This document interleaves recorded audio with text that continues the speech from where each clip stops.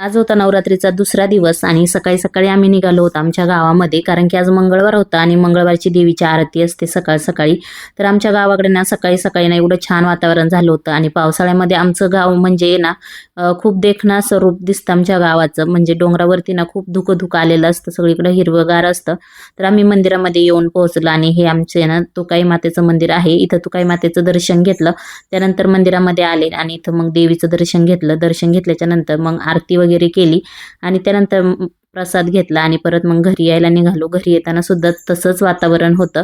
पाऊस पण थोडा थोडासा येत होता. आजच्या दिवस इथं राहून आम्ही परत उद्या पुण्याला जाणार आहोत, कारण की वरचं स्कूल पण आहे. पण आज ना माझ्या हातून देवीची आरती पण झाली, त्यामुळे छान वाटलं. आणि आमच्या घरामागेच ना छान असं इथं ना पाणी वाहतं, तो खूप सारं पाणी पण आहे आणि वरती घराच्या समोर डोंगर आहे, डोंगरावरती मस्त धुकं पण आहे. तर खूप छान असं वातावरण होतं आमच्या गावाकडं.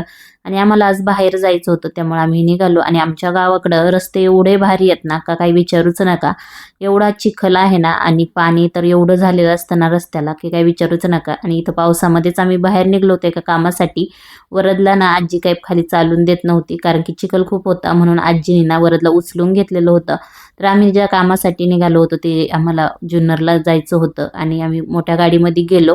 इथं ह्या झाडावरती ना वटवाघुळे होत्या, म्हणजे इथं जेवढी झाडं होती ना तेवढ्या सगळ्या झाडांवरती ना ह्या काळ्या काळ्या वटवाघुळे होत्या, ज्या की खूप भयानक दिसत होत्या. आणि हे ना समोर जे दिसतंय ना ते तर कोणता डोंगर नाहीये, तर ते आहे छत्रपती शिवाजी महाराजांचं जन्मस्थान. तर तो आहे शिवनेरी किल्ला, जो की खूपच जवळ होता, पण आम्हाला जाता काय आलं नाही तिथे. नेक्स्ट टाइम नक्कीच आम्ही इथे जाऊ, कारण आम्ही ह्याच छत्रपती शिवाजी महाराजांच्या भूमीत राहतो. आमचा तालुका हा जुन्नर आहे. तर तुमच्यापैकी पण आहे का कोणाचा जुन्नर तालुका, त्यांनी कमेंट करा. चला.